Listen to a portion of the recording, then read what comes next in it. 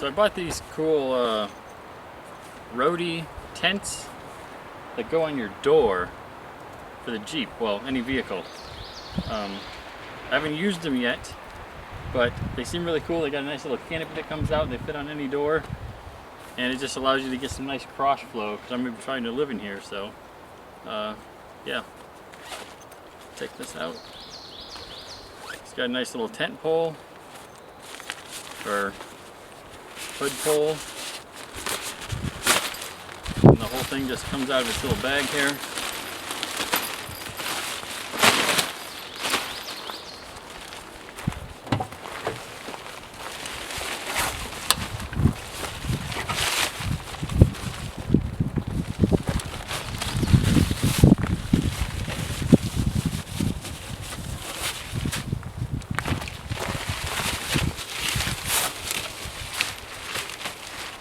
Real easy to put on.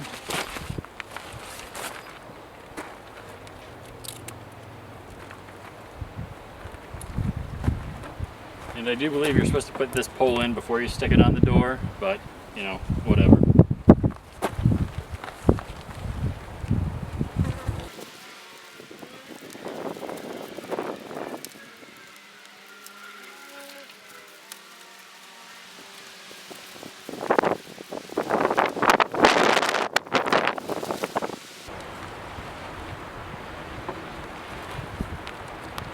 There's another shorter pole, kind of keep the hood taut.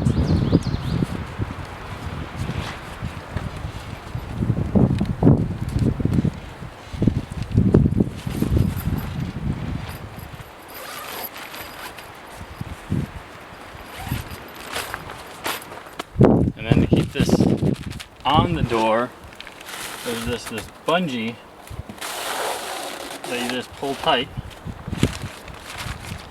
And there you go. And once you get this bungee tied down, you just simply shut the door, and there you go. Should be watertight. All the rain just goes down. The seal on the door is actually keeping all the water out, just like normal. I like this design way more than the ones that like go over the tailgate end. I don't know how that keeps water out. I just didn't trust it. Whereas these, it seems like the seal of the door should definitely keep the water out. Even if it's raining, you got the nice little like canopy here to try to shed water away. Probably can't keep this open all the way, but you could zip it up part way and at least keep the top open or something if you get some breeze going through there. And one of the other cool things, it's got this full zipper screen here. So if you don't want any like breeze coming through, this should block all that. Or you can keep it unzipped. There's a nice bug screen, let the breeze get through. And then the bug screen also, you can open that up and just get complete openness. I will likely always keep this bug screen closed. But this way you can actually get cross ventilation. I bought 2 of these, one for each side of the door, to really try to get some breeze going through there. So I don't know how well it's going to be humid-wise. I'm not doing like a van build where they, you know, put a max fan or anything in the roof. I'm keeping the van or the Jeep completely stock. So this is my only real ventilation that I'm going to have. Other than obviously just I can crank the AC, stuff like that, but I'm not going to do that at night when I'm sleeping. I'm hoping that this works well enough for sleepy time. I should also caveat that I have not tried these out yet, other than I just put them on the door. Right now, this is the first time I've ever even installed them. I'm not sure how well they work. I have confidence that they will work, but I'm here for a month just hanging out in Wisconsin. So I will be sleeping in the Jeep to try these out. It's going to rain for most of this next week, so it'll be a good chance to see if this actually keeps the rain out like it should. But again, I'm hopeful. They seem like a really good design. So yeah. Here's kind of a view from the side, so you can kind of see how much it sticks out. It's like almost perfectly straight up and down there.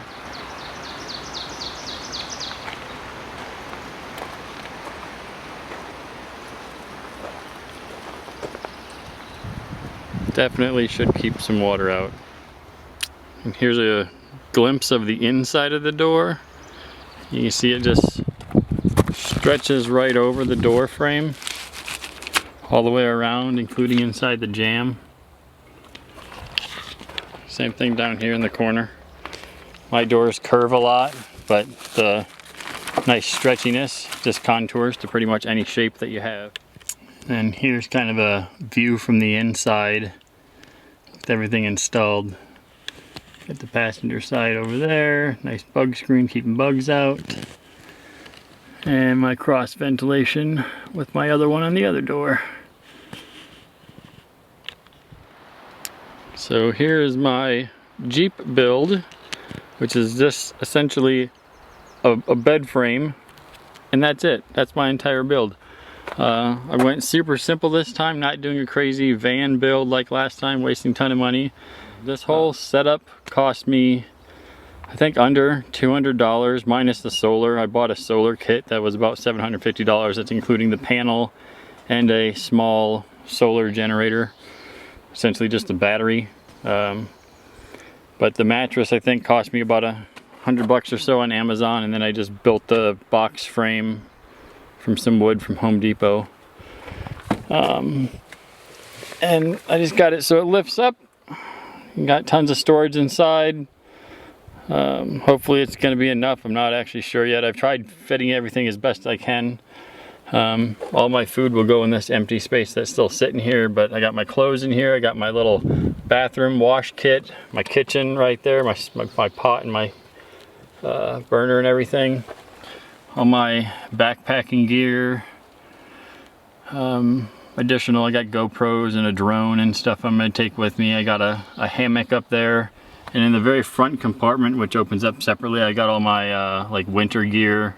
I got a sleeping bag up there, a shade cloth and some other stuff, just stuff in case the like cold weather hits or something like that, and stuff that I won't use as much, so I don't need as quick of access. But all this stuff back here is my like quick access area. But yeah, it's really easy to get to. Folds up, bam, goes like that. I got my bed. Decided to put my head in the back because I'm a little bit taller. I'm not one of these short stacks who can, you know, fit on small areas. I'm 6'2". So even with this, as you can see, well, hopefully see, like the driver's seat there is actually butting up against the bed. And for me to completely lay down, I'll have to just slide the seat forward a little bit. And then my feet will just dangle off the end because, again, I'm taller and this bed's only 75 inches long, so not a lot of space. Oh, and the bed itself is slightly smaller than a twin. I think a twin's like 36 inches or something like that. This is 30 inches, you know, all the way across, which was perfect because that happened to be the width of this side of the seat that folds down. So I really liked that. It worked out great.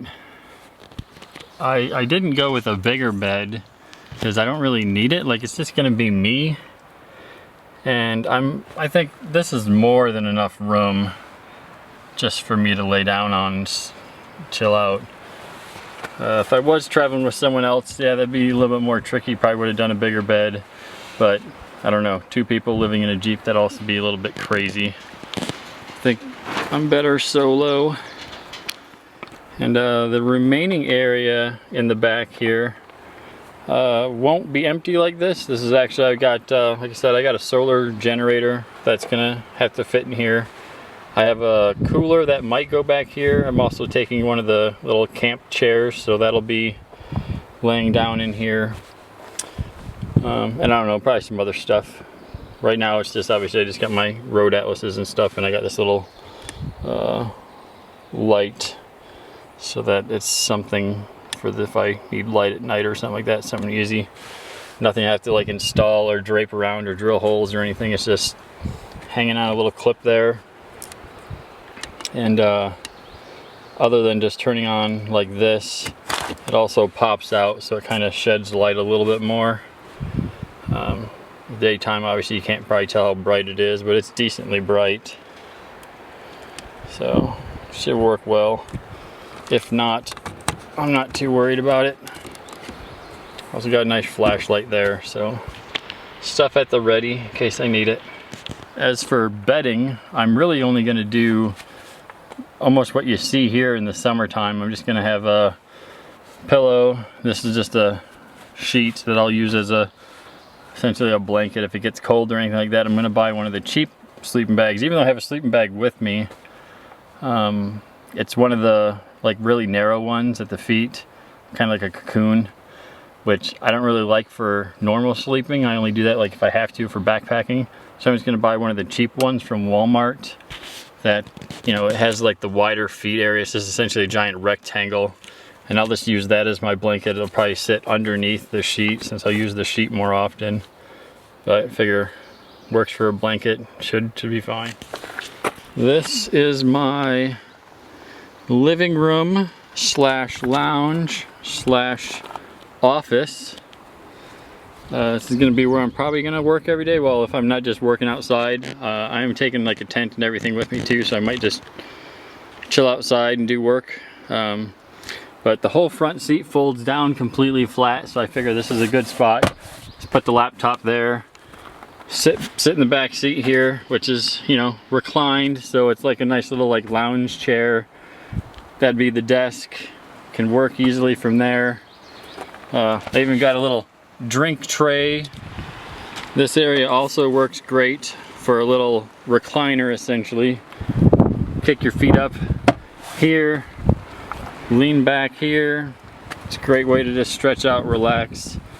Because it's not quite as comfortable. Like I can't sit straight up. You can see how little space there is between the bed and the roof of the car, so I can't actually sit up on the bed. So this is like my only area where I can kind of sit and stretch out. The bed is basically just for sleeping. There's nothing else really to it. Like there's nothing complicated about it either. It was kind of weird to cut. You can kind of see how slanted that is. Like there's one board here, and then as you go down you can see it just tapers. There's a whole nother board I've got tacked on here. So it was a little weird to cut that out, but you can see it's pretty darn close. Everything's lined up real well. All I did was get some boards in there, level them out, and then just scribed a pencil line along the bottom and kind of roughly marked where it was, and then I was just careful about cutting it out and did a couple fits so that everything worked out well. But I like how close it is. It's even got this little hook here where there's this little flap that like protects stuff from falling in there or whatever, and even that's nice and cut out, and it hooks on there really nice so it keeps it in place. And then I got some just some extra shoes and stuff down there. I don't know if I'll always want to wear my hiking shoes, so I'm gonna bring some regular, just, you know, like running shoes and some sandals just to kind of lounge around in, I guess. And then I've also got this little desk here. I don't know if I'll end up even using it now if I use this area as my desk, but this thing just, it's got that little loopy thing there. It hooks onto the steering wheel. I can actually show you here. So yeah, it just kind of sits right in the steering wheel like that, and you can use this top area, put the laptop up there. It's got this little like pen holder. I don't know if I'll ever need that, but it does double too as a little food tray. They got this little cup area and stuff. I don't think I'll ever use that side. I might not even use the other side. Like I said, I bought this. I didn't realize I could use that as the desk before I bought this, but it seemed like a cool idea in case I want to use this as my work area. Bam, I got that. And then what I kind of like about it, that just works out perfect, is it just happens to fit in this pocket, and it's like it's perfectly molded for this shape. There's like no wiggle room back and forth. It just fits in there super snug. And then on the driver's side of the vehicle, I'm just kind of using it as some extra storage. I got my socket set tools right here. I'm gonna have to get a little bungee to strap this in better. And then down here I just got this, it's a folding toilet. So I'll just be using that for my bathroom because I'm just going to live in national forests for the most part. At least that's the plan. So I'll just probably buy one of those like pop-up porta potty tents. And then I'll just have that for my bathroom. And then I also do have this is the solar kit that I bought. This is one of the smaller Jackery systems. It's just a Jackery 540. So it's just got the one outlet, some USBs, the DC outlet. And then yeah, this is just one of their 100 watt solar panels to plug right into there, and it charges it up. It also comes with like a cigarette lighter for the car, so if I'm driving I can, instead of plugging the solar panel in here, I can just plug in the cigarette lighter, charge it from the drive, and it has an AC outlet if I really want to. I can charge from that too, because the Jeep does have a inverter built in, so I've got one outlet in the Jeep if I really need to. I'm hoping that this is enough. It's supposed to be able to charge the laptop that I have roughly 7 times. So even if it's shady for a few days, if I only use the laptop for work, hopefully that could get me all week. But if it's sunny, obviously I'm gonna get the panel out each day that I can and have it up. I set it out this morning. I had to actually drain this. I've been using it here at the tiny house, and I drained this down to 50%, and I had this panel out today, and it charged it up. It took a little while. I think I left it out for 6 hours or so, and I wasn't paying attention, so I'm not sure when it hit back up to 100%, but that 6 hours worked fine to charge it. And this is getting into the early summer, so the sun's, you know, pretty peak, but it wasn't even at 100 watts. It was only charging around like 59 watts all day. Yeah, seems to be working. So yeah, there you go. That's my build. Keeping it super simple. I'm hoping it works out. I'm not entirely confident that it will. I'm a little worried that it might be a little bit too small, but I think I can make it work. As long as I have room for all my stuff, which I seem to do, I think it'll be fine.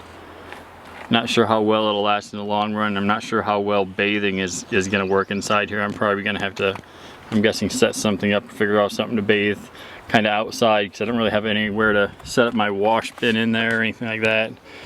I'm bringing like a little camp shower that I can hang from a tree or something to take like somewhat of a shower. It's mostly more to wash my hair and stuff.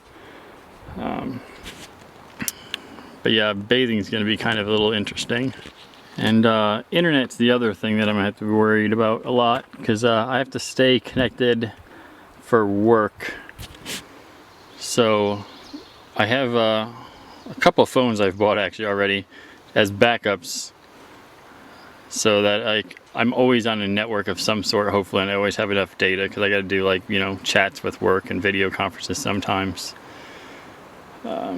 So yeah, if I'm not able to connect, that's going to be a problem. That's the other thing I'm kind of worried about. I'm hoping that I can find enough spots out there that are in national forest but still close enough to a major highway that the internet's going to be decent-ish, and that one of the phones that I'm going to be carrying, which is all on, like, I'm buying one on like the different networks, so I'll have one that's on the Verizon network or the Sprint network or AT&T or whatever.